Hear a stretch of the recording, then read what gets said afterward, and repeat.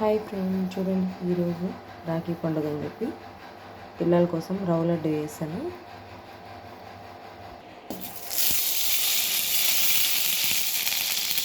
Spoon first గడ్డ నెయ్యి వేసుకొని కరిగిన తర్వాత జీడిపప్పు వేసుకొని ఎర్రగా వేయించుకొని పక్కకు తీసుకోవాలి.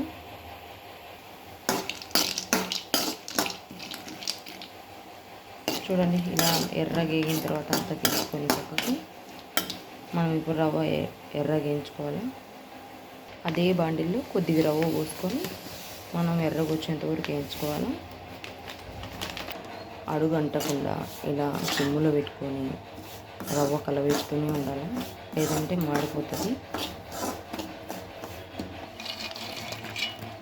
చూడండి ఇలా ఎర్రగా వేయించుకొని రవ్వ దాంతోనే జీడిపప్పు యాడ్ చేసుకొని మనం ఒక్కొక్క రవ్వ వేయించుకుంటూ ఒక్కొక్క పాలు కాంచుకోవాలి. పాలతో వేస్తాను రవ్వ లడ్డు.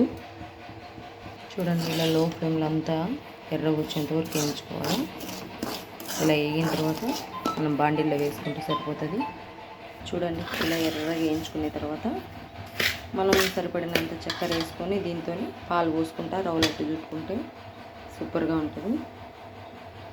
అలాగే తురుము పట్టిన కొబ్బరి ఒక పిరికెడు బాగుంటుంది టేస్టు.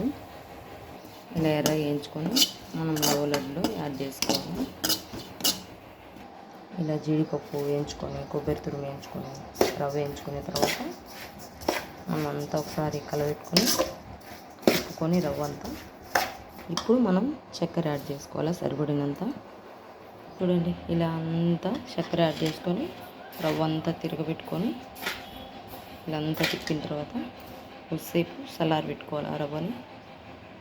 నేను డీస్లోకి తీయకుండా ఇలా బాండిల్లోకి తీసా, చెయ్యి పట్టుకొని కాలకుండా తిప్పచ్చని. మనకు పాలు కూడా కాగిపోయినాయి. ఈ పాలు కొద్దిగా చల్లారి గోరువెచ్చల కన్నా కొద్దిగా వేడిగా ఉన్నప్పుడు మనం ఇవి రవ్వలో యాడ్ చేసుకొని లడ్డు చుట్టుకోవాలి. చుట్టిన తర్వాత ఒక షార్ట్ వీడియో తీస్తా చూడండి. రవ్వ లడ్డు ఎంతమందికి ఇష్టమో కామెంట్ చేయండి, అలాగే లైక్ చేయండి, మా ఛానల్ని సబ్స్క్రైబ్ చేయండి.